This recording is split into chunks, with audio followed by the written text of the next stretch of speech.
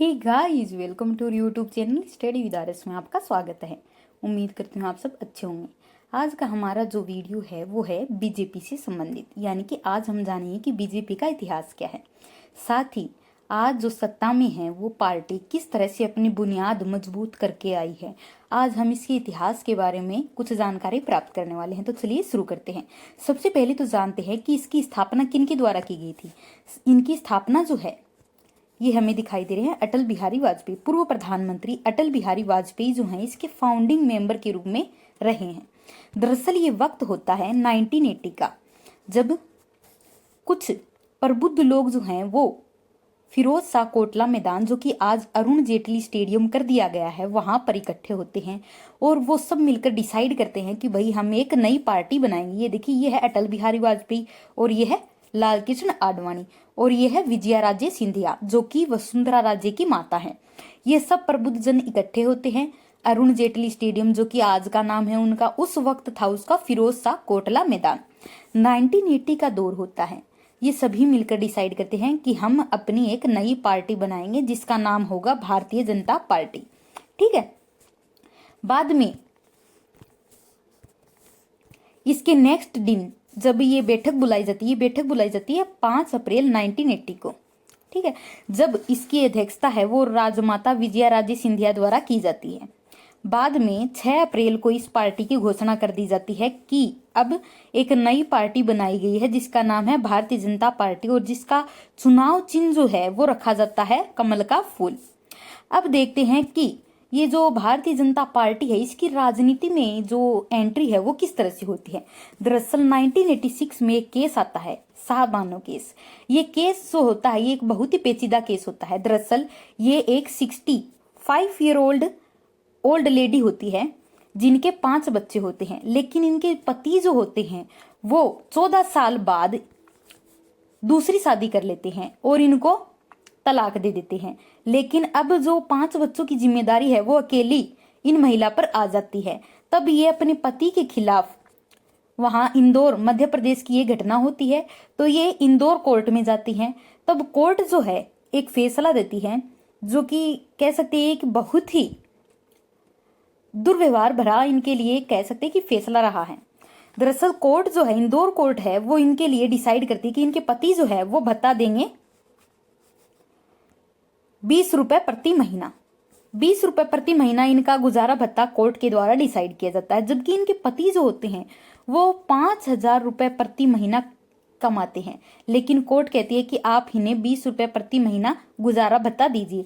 अब इनसे ये शाहबानो है संतुष्ट नहीं होती है। अब ये इसके खिलाफ जाती है मध्य प्रदेश हाई कोर्ट में। अब मध्य प्रदेश हाई कोर्ट में भी इनको उचित न्याय नहीं मिलता है। वहां पे भी जो हाई कोर्ट होती है वो इनके पति को कहती है कि 179 रुपीज जो है आप अपने पति के द्वारा प्राप्त करेंगे मुआवजे के तौर पे। अब यहाँ पर भी इनके साथ न्याय नहीं होता, तो अब ये जाती हैं देश की सबसे बड़ी कोर्ट यानी कि सुप्रीम कोर्ट में जाती हैं। सुप्रीम कोर्ट जो है यहाँ पर एक बहुत ही अच्छी बात कहते हैं। सुप्रीम कोर्ट कहते हैं कि आर्टिकल 44 ऑफ इंडियन कॉन्स्टिट्यूशन, जो कि यूसीसी यूनिफॉर्म सिविल कोड के बारे में कहता है, जो कि हमारे डीपीएसपी में दिया गया है, नीति निर्देशक तत्व में दिया गया है, वो प्राय एक मर्त दस्तावेज के रूप में हो गया है। यानी कि सुप्रीम कोर्ट ने डायरेक्ट क्या करा है, सरकार पे एक तरह से तंज कसा है कि यदि यूसीसी होता तो ये जो मुस्लिम महिला है इसको सीआरपीसी की धारा 125 यानी कि 125 के तहत जो गुजारा भत्ता दिया जाता है एक तलाकशुदा औरत को उसके पति के द्वारा, वो इसको भी दिया जाता। लेकिन अब यदि इनके मुस्लिम पर्सनल लॉ की बात की जाए जिसके द्वारा ये शासित किए जाते हैं मुस्लिम समुदाय, वो होता है सरिया कानून। सरिया कानून के अकॉर्डिंग जो है इसका पति जो है केवल महर की रकम देने के लिए ही बाध्य होता है और 2-3 महीने तलाक के केवल गुजारा भत्ता दे सकता है। लेकिन इनको यहाँ पर कोई न्याय की उम्मीद नहीं दिख रही थी। अब क्या होने लग जाता है, राजनीति में एक अलग तरह का उथल पुथल देखने को हमें मिलता है। अब राजीव गांधी जो हैं इन पर आरोप लगने लगते हैं कि मुस्लिम तुष्टीकरण इनके द्वारा किया गया। मुस्लिम तुष्टीकरण का मतलब यह है कि इन्होंने एक बिल लेके आया था संसद में जिसका नाम था the Muslim women protection of rights on divorce 1986। अब ये होता है कि इसके अकॉर्डिंग ही जो मुस्लिम महिलाओं के डाइवोर्स हैं वो करे जाएंगे, मतलब उनके अकॉर्डिंग ही वो उनके शासन है वो करे जाएंगे मुस्लिम कानूनों के।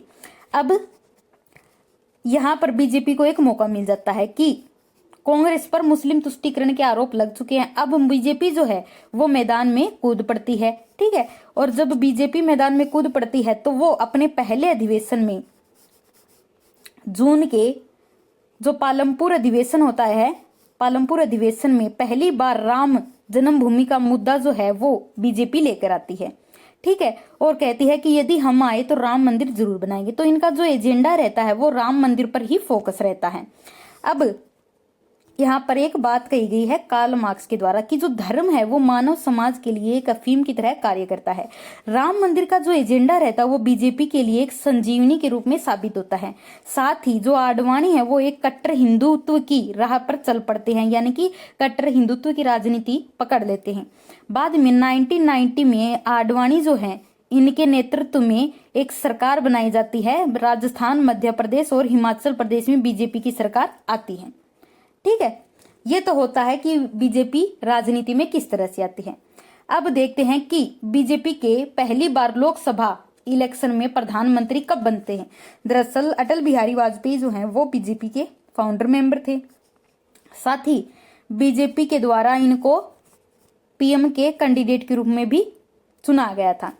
दरअसल 11वीं लोकसभा चुनाव में बीजेपी को 161 सीटें मिली थी, जो कि एक सिंगल लार्जेस्ट पार्टी के रूप में अपनी पहुंच बना पाई थी बीजेपी।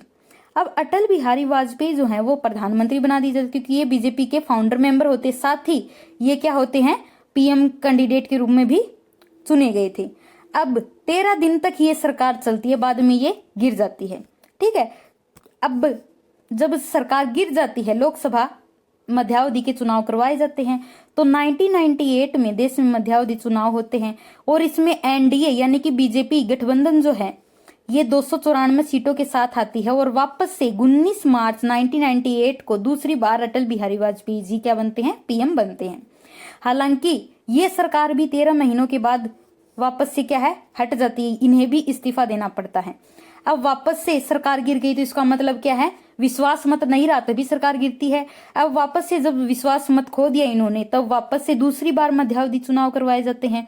अब इस बार भी एनडीए ही जीतती है, लेकिन इस बार दोनों से ही ज्यादा सीट लेकर आती है। 303 सीट लेकर बहुमत के साथ बीजेपी सत्ता में आती है और अटल बिहारी वाजपेयी तीसरी बार प्रधानमंत्री के रूप में शपथ लेते हैं, ठीक है। अब बात करते हैं जो हमारे वर्तमान प्रधानमंत्री हैं श्री नरेंद्र मोदी, इनकी राजनीति में एंट्री किस तरह से होती है, किस तरह से प्रधानमंत्री की कुर्सी तक पहुंचते हैं।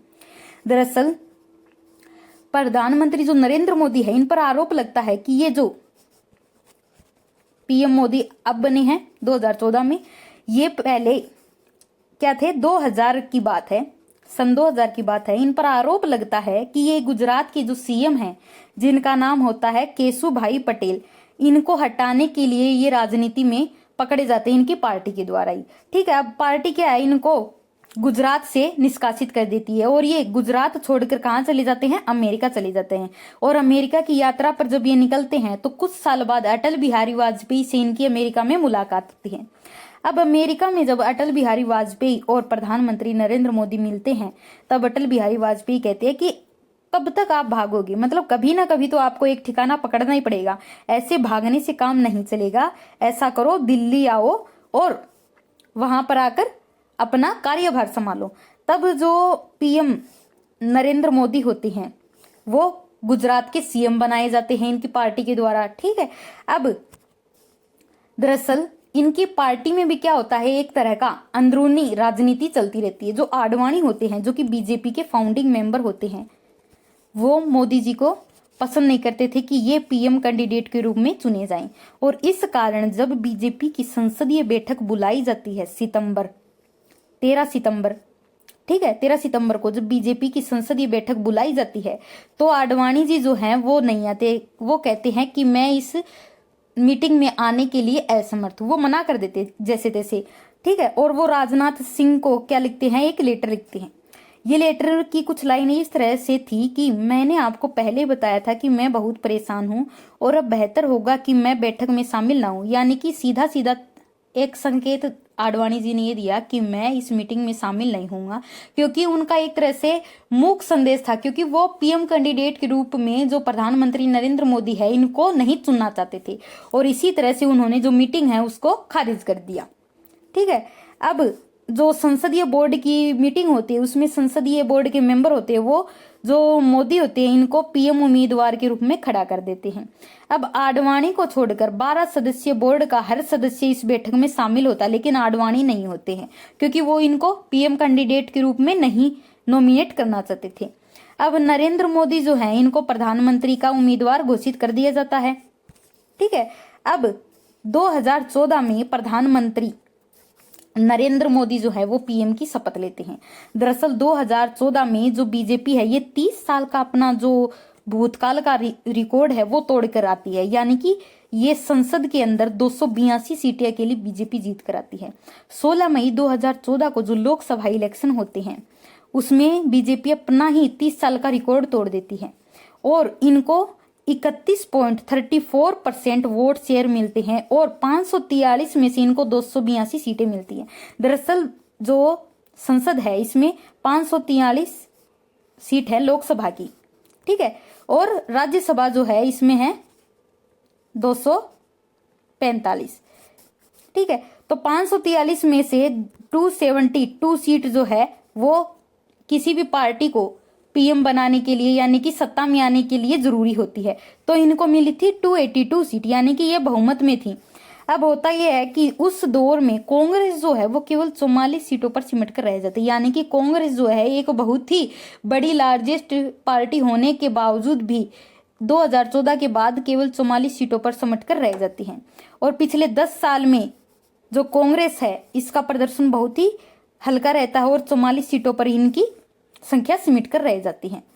अब जो पीएम मोदी है ये वाराणसी सीट से अरविंद केजरीवाल को, लोकसभा सीट होती है वाराणसी की, उस पर अरविंद केजरीवाल को हराकर जीत हासिल करते हैं और बाद में 26 मई 2014 को 15वें जो प्रधानमंत्री होते हैं उसके रूप में शपथ लेते हैं, यानी कि 2014 में प्रधानमंत्री नरेंद्र मोदी पीएम के रूप में स्थापित होते हैं।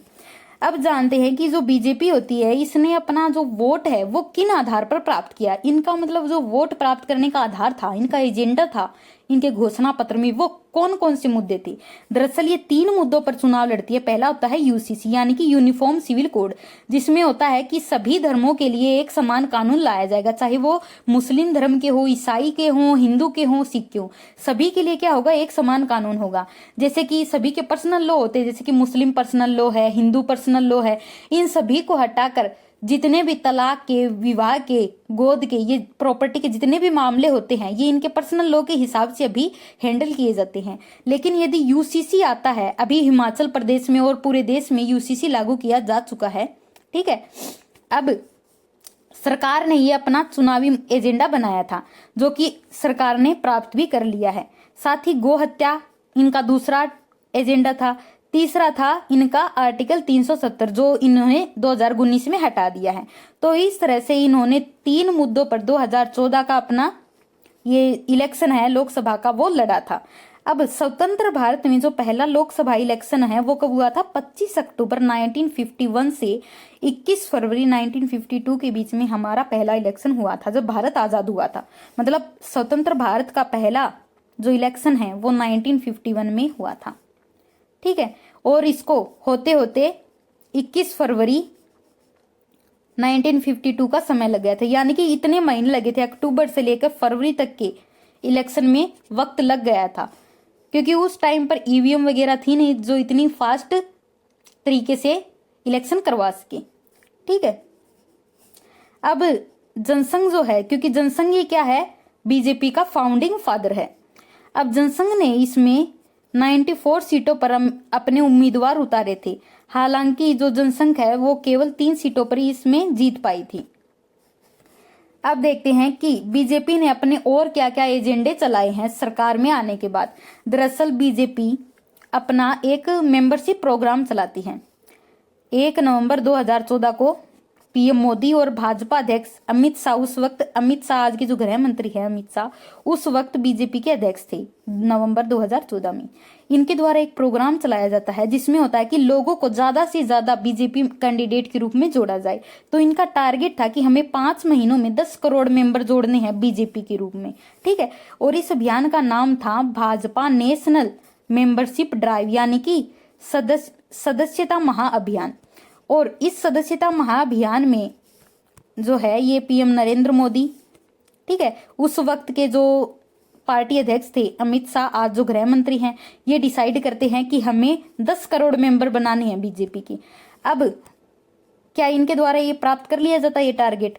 तो दरअसल पार्टी खुद घोषित करती है, मतलब पीएम नरेंद्र मोदी जो हैं ये खुद को पहले सदस्य के रूप में घोषित करते हैं, रजिस्टर करते हैं, और बाद में पार्टी 30 अप्रैल 2015 तक 10 करोड़ सदस्य बनाने का लक्ष्य रखती है। और डेडलाइन खत्म होने के 10 दिन पहले ये पार्टी के द्वारा दावा किया जाता है कि इनकी पार्टी ने 10 करोड़ सदस्यों का जो आंकड़ा है वो पूरा कर लिया है, ठीक है। अब जो केंद्रीय मंत्री अमित शाह है ये ट्विटर एक्स पर जानकारी देते हैं कि आंध्र प्रदेश के एक व्यक्ति होते हैं जिनका नाम होता है पुलिवेंदुला शहर के व्यक्ति होते हैं सैयद मस्तान वली, ठीक है, जो कि बीजेपी के 10वें करोड़वें सदस्य बनते हैं, 10 करोड़वें सदस्य बनते हैं, मतलब अंतिम सदस्य तो जो हैं वो आंध्र प्रदेश के ये व्यक्ति बनते हैं। ये बीजेपी के द्वारा दावा किया जाता है। अब देखते हैं कि जो बीजेपी 2014 से पहले केवल 7 राज्यों में थी, वो 2014 के बाद 21 राज्यों में किस तरह से आ जाती है। दरअसल साल 2014 में नरेंद्र मोदी जब प्रधानमंत्री बनते हैं तो बीजेपी की सरकार केवल 7 राज्यों में होती है, और मार्च 2018 तक पार्टी 21 राज्यों में बीजेपी की सरकार बनाने में कामयाब हो जाती है। यानी कि धीरे धीरे जो ये ऑरेंज कलर है, भगवा कलर है, ये पूरे भारत में हमें देखने को मिलता है। दरअसल 2014 से पहले नॉर्थ ईस्ट के राज्यों में भी बीजेपी की कोई पहुंच नहीं थी। वर्तमान समय की बात करें तो वर्तमान में असम, मणिपुर और त्रिपुरा में पूर्ण बहुमत से बीजेपी आ चुकी, जबकि मिजोरम, नागालैंड और सिक्किम में बीजेपी जो है गठबंधन की सरकार बना के बैठी हुई है। इसके अलावा देश के कुल 12 राज्यों में बीजेपी सत्ता में काबिज है। दरअसल 2024 के मुद्दे भी देख लेते हैं कि 2024 में जो लोकसभा इलेक्शन है वो किन चुनावी मुद्दों में बीजेपी के द्वारा लड़े जा रहे हैं। दरअसल 370 का लक्ष्य जो है वो बीजेपी के द्वारा रखा गया, यानी कि अब की बार 400 पार, ये प्रधानमंत्री नरेंद्र मोदी जो है वो बार बार घोषणा कर रहे हैं। दरअसल 20 फरवरी 2024 को चुनावों की घोषणा से पहले पीएम मोदी जो है ये सभा करते हैं, जिसमें ये कहते हैं, इनका एक भाषण है जिसकी ये यहाँ पर बात कही गई कि मैं आमतौर पर आंकड़ों के चक्कर में नहीं पड़ता हूं, लेकिन मैं देख रहा हूं कि देश का जो मिजाज है वो अब की बार एनडीए को 400 पार कराने का, यानी कि बीजेपी है अब की बार 370 सीटों से विजयी होगी। सभी कार्यकर्ता जो हैं अगले 100 दिन सीधे बूथ पर काम करें, ये इन्होंने आह्वान किया अपने जो पार्टी के कार्यकर्ता है उनसे। साथ ही हमें हर बूथ पर 370 वोट ज्यादा पाने हैं दूसरी पार्टियों से। अगर हर बूथ से बीजेपी को 370 वोट ज्यादा मिलते हैं तब हम इस बार 370 का आंकड़ा जो है वो क्रॉस कर लेंगे। तो इस तरह से जो प्रधानमंत्री नरेंद्र मोदी है इनके द्वारा ये दावा किया जा रहा है कि अब की बार लोकसभा इलेक्शन में ये 400 सीटें लेकर आएंगे, ठीक है। अब देखते हैं कि रिजल्ट क्या रहता है और कौन सी सरकार बनती है, कांग्रेस बनती है या इंडिया गठबंधन की बनती है या बीजेपी बनती है, तो वो हमारे परिणाम जो है वो रिजल्ट के आने के बाद ही पता चलेंगे। सभी कार्यकर्ता अगले 100 दिन बूथ पर काम करेंगे, ठीक है। एक रिपोर्ट के अनुसार पार्टी के 19,000 कार्यकर्ता हैं जो हर दिन 40 लाख लोगों से सीधे संपर्क कर रहे हैं, और नए सेंटर से जुड़ने से अब 21,000 कार्यकर्ता और जुड़े हैं, और इनका लक्ष्य है हर रोज 50 लाख लोगों से जुड़ना। यानी कि बीजेपी क्या है अपना एक बड़ा टारगेट लेके चल रही, ज्यादा से ज्यादा क्या है लोगों को जोड़ना, ज्यादा से ज्यादा मेंबरशिप बढ़ाना, ठीक है। तो ये था आज का हमारा वीडियो कि बीजेपी का इतिहास क्या है। उम्मीद करती हूँ आपको ये वीडियो पसंद आया है, ठीक है। अगर पसंद आया है तो प्लीज इसे लाइक, शेयर और सब्सक्राइब करना ना भूले। Thank you.